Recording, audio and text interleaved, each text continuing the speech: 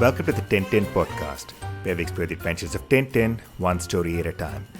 Whether you're a long-time fan of the books or you're just discovering the world of the boy reporter, this is the place for you. We'll be taking a deep dive into Hergé's iconic series, unpacking the stories, art, historical context, and everything else that makes Tintin a global phenomenon.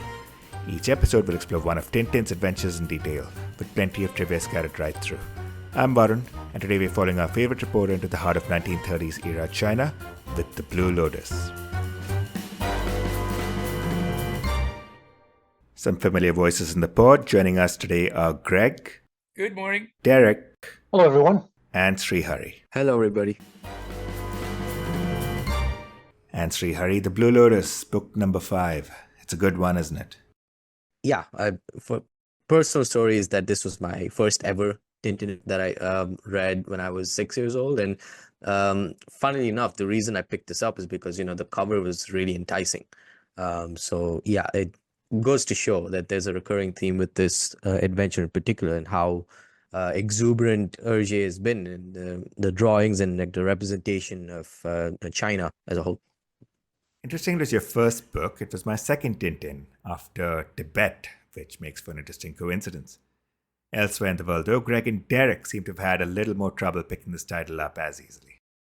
It's very interesting for me.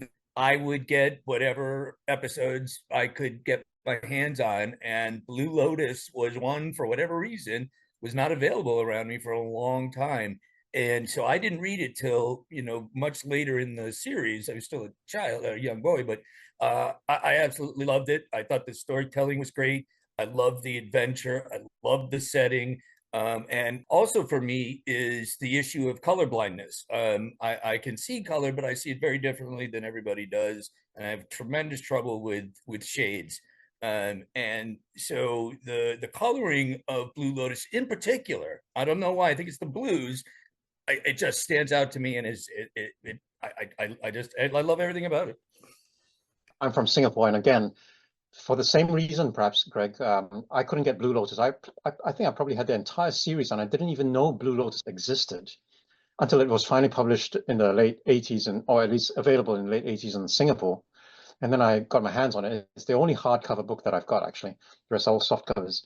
And yeah, it's certainly interesting as to why it took such a long time to get to perhaps some English-speaking countries like Singapore and in the US. Perhaps because of its depiction of Japanese and stuff like that. But I do agree with you also about the colors. I'm not colorblind, but the colors in this book are much more dynamic and much more colorful than probably any other book in the series. So in one way or the other, none of us really read the Blue Lotus back-to-back with Cigars of the Pharaoh, its immediate prequel. And yet, I'm sure we all agree it stands well on its own, doesn't it, Greg?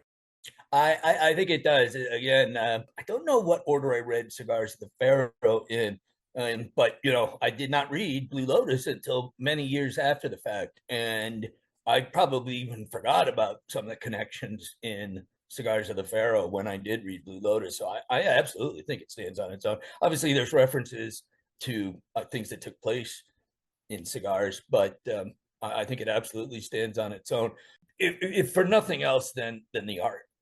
Derek? I think Greg's point about, I think I fully agree with it, actually. Cigars is not necessarily a needed prerequisite to the Blue Lotus. And not only that, this is probably the most complicated adventure that Tintin has had, because he busts an international drug smuggling ring with a full supply chain starting from China all the way through to India and into Europe as well. He goes to the moon as well, just saying. Well, yeah, you're right. But he was a passenger on a rocket there. In this case, he was actually actively, trying to bust apart a criminal organization. And yeah, there are a few other references to cigars, like the kiosk, the Pharaoh kiosk symbol on tattooed on Rastapopoulos's left arm. So that was a nice reference back to cigars, I thought. What about you, Srihari? Cigar or no cigar? Yeah, Cigars is more like a footnote in various pages. Like, okay, if you want to get to know more context as to why these events are transpiring, read Cigars of the Pharaoh. Much like I don't want to spoil it much without just saying, beyond just saying that if you were to read Destination Moon Explorers on the Moon, there's some footnotes asking you to read Land of Black Gold. Although there is more of a, I would say there's more context, of course, in Cigars of the Pharaoh that is relevant to Blue Lotus than Land of Black Gold to the Moon series. But yeah, it does stand alone. I don't think it's a prerequisite for you to have read Cigars of the Pharaoh. Of course, to then understand like the depiction of like the Pharaoh symbol and the whole drug cartel and everything, maybe. But yeah, I do think this is a much more rich story that is being conveyed. Indeed, a rich story and a rich history as well. And we know that Hergé at this stage was quite judicious in sprinkling real world content into the books. Derek, why don't you take us down history lane and match what's going on in the book with the happenings in China at the time and in Japan as well?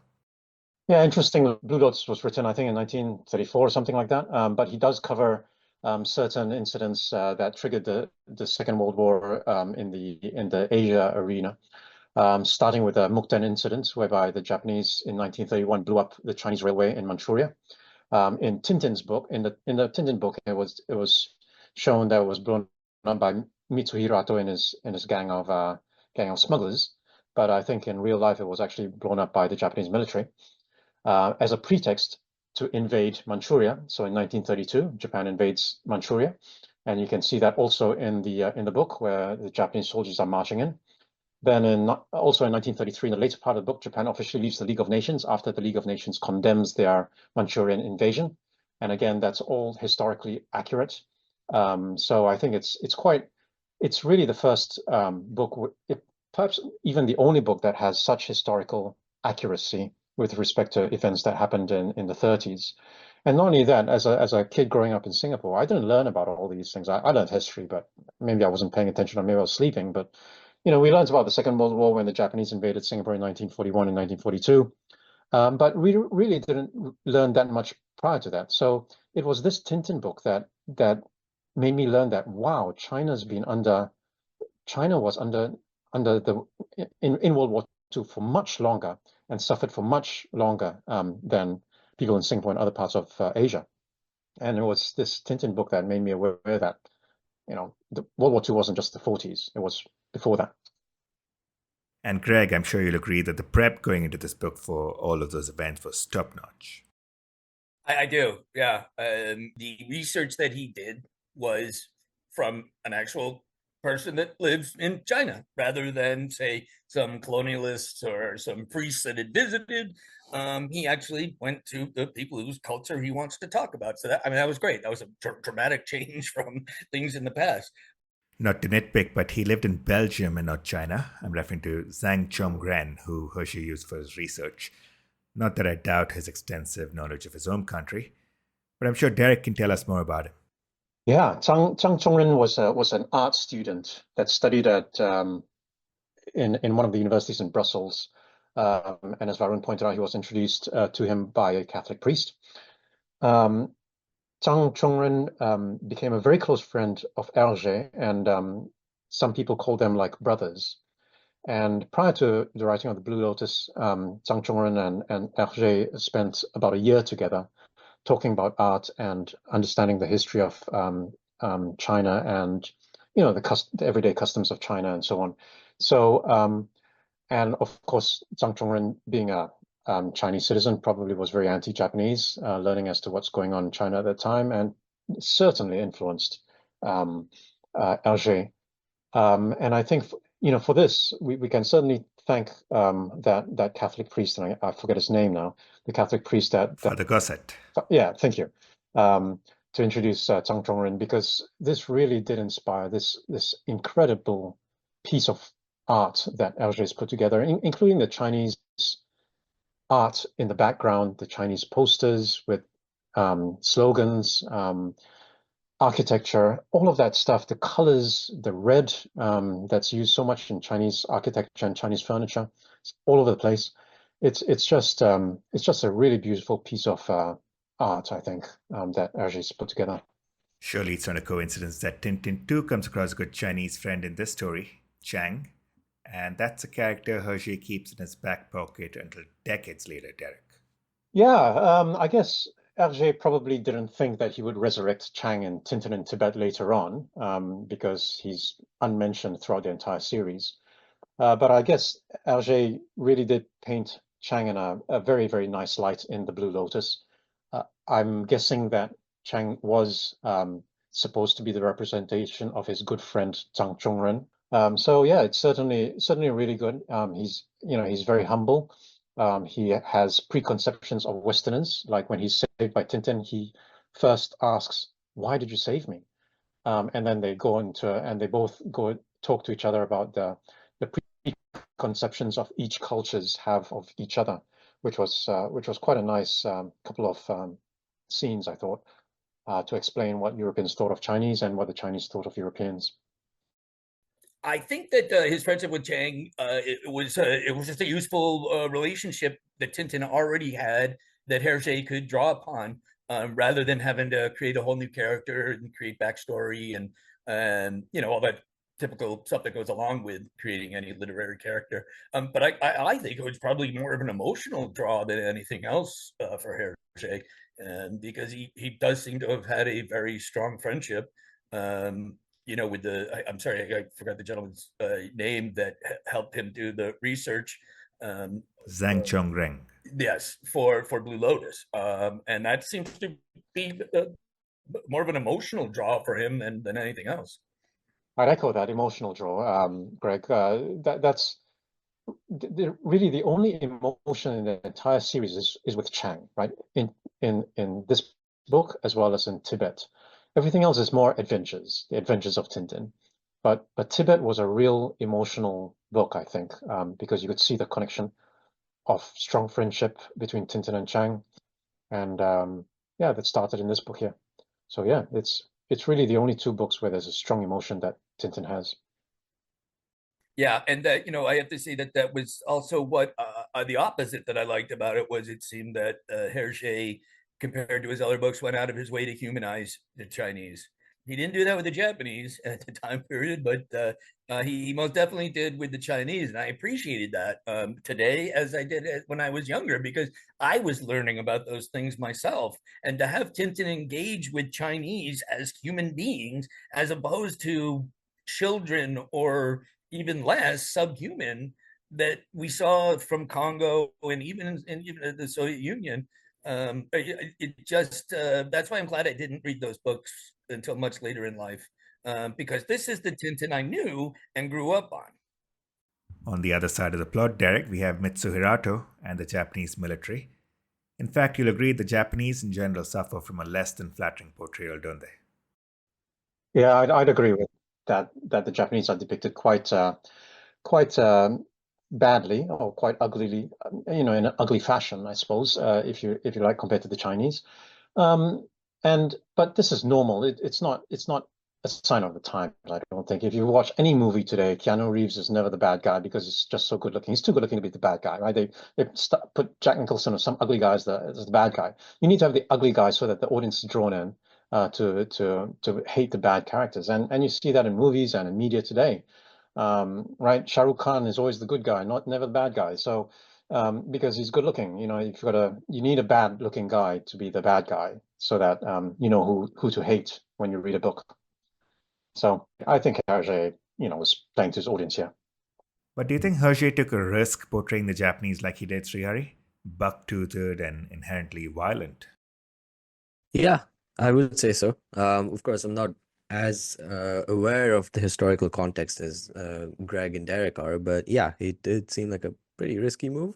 The bad treatment of the Chinese people was also depicted in various instances in this book, especially by the white settlers and also the Japanese settlers. And yeah, I think it did seem quite bold, especially, using some of those slurs, which I'm not sure if they were acceptable back then, but all in all, yeah, it was quite a risky move.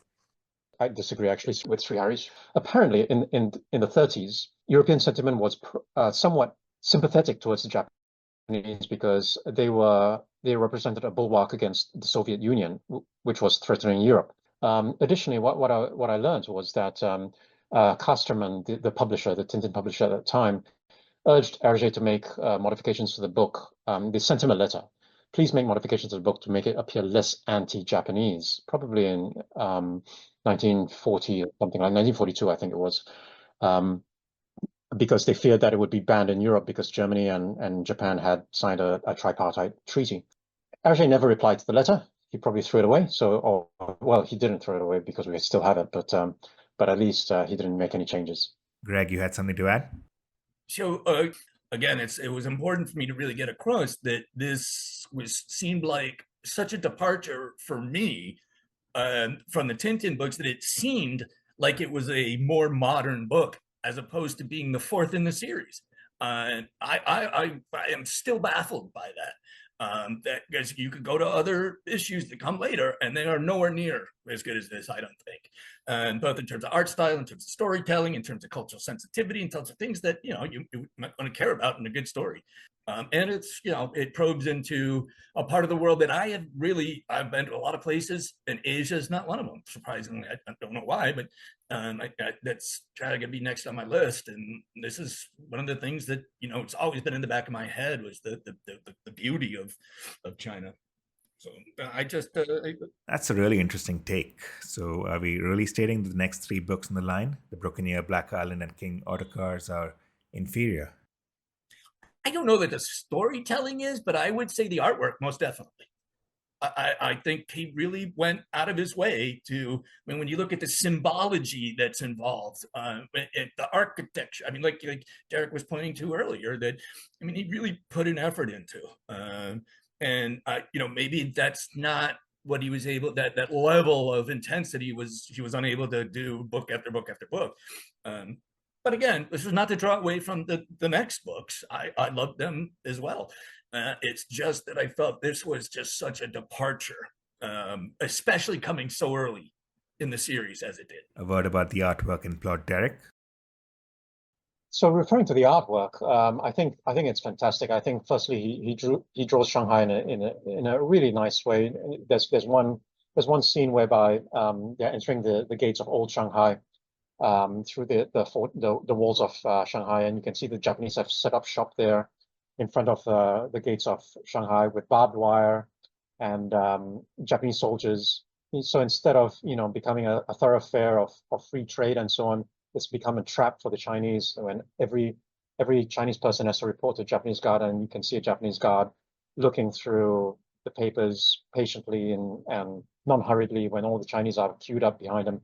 So there's a lot of beautiful scenes in this book, scenes of the Blue Lotus, the opium den in particular. That's obviously looks like an upmarket opium den because the furnishings, the art on the walls, the lanterns, the lighting, it's all so beautiful. You can see such nice Chinese art there as well. And then of course, as Greg was mentioning, when Thompson and Thompson marched through the streets of Hukou, I think it was, and the whole crowd of them laughing after them. That's another beautiful scene whereby you've got, you can see the traditional tiled green roofs of Chinese architecture. And those tiles, by the way, they last hundreds of years. In the US, I've got a tiled roof and it lasts 20 or 30 years. These tiles on these Chinese roofs, they last 100, 200 years. So it's quite well done, very well drawn, that you have these Chinese architectures all throughout the book. And the plot? Yeah, certainly he's still Superman, right? He still, Mitsuhiro tries to stab him with a knife, and it turns out the knife is a piece of plastic. He gets imprisoned by the Japanese, and he gets tunneled out by his friends, Chang's friends, and so on. And then he's about to be beheaded when the policemen come in and rescue them at the last minute. So there's a few incidents where he does escape death again by the skin of his teeth. But this time it's a bit less of luck and more reliance on other people, right? So for example, he relied on the police to prevent his beheading. He had friends in Chang's relatives to sorry, not Chang's relatives. Who was it? The sons of the Sons of the Dragon. Exactly. Yeah. So, and they helped him. So there were a lot of the work that he did in building up relationships helped him escape some of the predicaments he was in. and I would argue that that's a legacy of, the serialization, the where Tintin came from originally was the serialization, so that every week they had to have that cliffhanger, they had to have the resolution, they had to have the next build up, and then the next cliffhanger again for the next week. And as we talked about earlier too, that it's funny that Hergé oftentimes had no clue how he planned to get Tintin out of that mess until he sat down the next week to write the next week's installment. So that obviously we talked about how that affected the storytelling, but see here it plays into it a bit. So yeah, it's a very interesting point. Talking about cliffhanging, Greg, when I read through these books, often on the odd pages where you have to turn the page, it's often that last cell, that last frame is often a cliffhanger in itself. So if you pay attention as you're reading the book and turning the pages, you'll find that actually that cliffhanger is almost on every one of the odd numbered pages, so that you have to turn the page. Not all the time, but it's certainly there. And with regards to Tintin, I wanted to say that if you were to look at his emotions, Hergé has represented him in a more fiery fashion, is what I felt in through this book. Like if you see his expressions, there's more anger and in certain situations and scenarios, whereas in every other book, it's always like he's evading death and he's always in a fight or flight response and like defending himself. But here, yeah, he brings a bit of some of like there's more. He's more in combat mode here, is what I would say. And like maybe you could argue a bit more violent as well in some of his attacks, like of Mitsuhirato and the others. Cycling through some of the other characters, Srihari. Rastapopoulos. With a straight face, were you really surprised when he appeared as a villain? In my personal experience, since I had context before that Rastapopoulos is one of Tintin's arch nemesis, I can't disingenuously say that I was surprised. But if I were to read it for the first time, I was surprised that Mitsuhirato was, in a way, I was surprised that he was one of the antagonists. But yeah, maybe I would have been surprised to some extent with Rastapopoulos. But yeah, he doesn't have the warmest of introductions in Cigars. And yeah, we also spoke about his depiction, very brief depiction in towards the end of Tintin America. But yeah, from my personal experience, no. But objectively, I could see both. The Thompson twins, Greg. They had a good show in Cigars, but this book was quite a show for them all around. No, I mean, I don't think we've really gone too deep into the Thompson twins. I mean, they've started to develop their characters as kind of bumbling fools who I love that they were dressed as I think they were dressed as mandarins, fancy dress and it just totally stands out. They're like walking around in colonial clothing, today or something like that, I imagine, or a tuxedo and a t-shirt. I think there's a lot more development to come from Thompson and Thompson. With regards to the Thompson twins, I just wanted to add that even though their representation was in passing in this book, you could see some sort of a theme developing for them, in the sense that they're detectives and they're always incognito and nobody should know that they're on a mission. They also wear clothes to blend in and in a form of disguise. They're always set on a pretty serious task, but end up just like, embarrassing themselves and just, they're meant to be laughed at and meant purely for comic relief. Yeah, the other thing to consider as well is that this was originally written in French, and Dupont with the original Thompson and Thompson twins, they were actually based of Hergé's father and uncle, I think, who were identical twins. So actually, there were at that time the bowler hat was popular in Belgium as well as other parts of Europe, I imagine. So it's actually based on his own relatives. But I also think it's really interesting that it for Hergé anyway, and for the European audiences that would have been reading this, that they represented perfectly the stereotype of the typical British person of that time period. I really think that was not a dig per se from Hergé, but I mean that's exactly I think how they would have perceived the average British person, the average English at the time. Kind of stiff, don't really understand the cultures that they're blundering through. They stick to process no matter what. There's no questioning superiors, and so yeah, I think there's sort of a little double edge to Thompson and Thompson in that one. We've got a couple of interesting questions in. Derek, one of our listeners wants to know about the real-life Blue Lotus psychedelic that the ancient Egyptians used to use, and how it's too much of a coincidence that Hergé writes a story about drug use and smuggling using that name. So this is a really fantastic question. So indeed, the Blue Lotus was you can find it in ancient papyrus scripts from ancient Egypt, dating back I think 2000 BC or something like that. It's a really long time ago. So obviously the Egyptians used it, and I think they actually found some dried Blue Lotus petals or something like that amongst some of the papyrus as well. I think I could be wrong there. So indeed, they were certainly used. Perhaps they were used by the elites in Egypt, maybe the high priest of some of their whatever religion it was. Is it a coincidence that Hergé used the title Blue Lotus?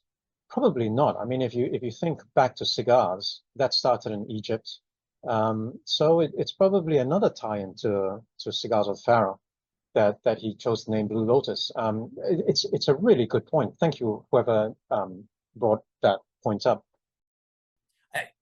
Derek, just to say, I watched actually a couple of weeks ago a whole documentary on Blue Lotuses and their importance in ancient Egypt. And yeah, no, they were extremely important, and they were used not only for religious ceremonies, but it was believed to, get you high. And that's one of the reasons it was used for, both in terms of being able to talk to the gods, I think, and it had some sexual sides to it as well. And so the flow of that into eventual drug use, I hadn't thought of that either. It is a great question. Here's one for you, Srihari. Was making Rastapopoulos the head of the drug smugglers a retcon? Probably. Maybe, yeah, like you said, maybe it's a bit of foreshadowing, I would say. And he's foreshadowing also in the sense that when he said that he was presumed dead in Cigars of the Pharaoh, but then turns out he was alive, and he says, I always win, I'm always on the winning side. So yeah, that is, I would say, in a bit in some sense foreshadowing as to he's always presumed dead, but then he just keeps coming back and like surprising Tintin, and all the way up to Lake of Sharks, of course, which was a movie which was released in the 70s, if I'm not mistaken, and he's the main villain there. So yeah, he's always gonna be Tintin's arch nemesis. So yeah, I would say so. Greg? I was just going to say that I think Tintin, again, going back to some of the literary tropes and literary devices that are used in storytelling, that's one of them. I mean, it's not necessarily a good one, but a retcon is definitely a literary device that's used by a lot of not good authors, but it's used. And I think Hergé relies on this a little bit too much. I think he's attempting some cliffhanging, especially you say at the very end when he's rescued, everyone's about to get their heads chopped off. And it just seemed like a really dangerous plan that Tintin put in place with the police and everyone else to save them, because it was right at the very end. But again, it's a children's book, so but yeah, I mean, I think that when he's retconning, sometimes he's going for some cliffhanging, and he does it just a little abruptly. And let's wrap things up. Derek, your final thoughts on the Blue Lotus? I think this is the masterpiece of the entire series. It's not my favorite book, but I think it is truly the crowning achievement of the entire series. And in Hergé's own words, Hergé said, Tintin was a joke to me until the Blue Lotus. Srihari, you know what to do. How many out of 7? I'll give it a 6 out of 7. It's an excellently written even though it has a few, I mean, it's not perfect, a few nitpicks, but yeah, it's probably the first well-rounded adventure written by Hergé on Tintin. And that's a wrap on our journey through the Blue Lotus. This has easily been one of Tintin's most refined adventures yet, with rich storytelling, political depth, and a much more authentic approach to its setting. Next up, we're diving into the Broken Year, where Tintin finds himself in the middle of an art theft and a thrilling South American adventure. Thanks so much for tuning in, and don't forget to like, share, and subscribe as we continue our journey with the Tintin podcast.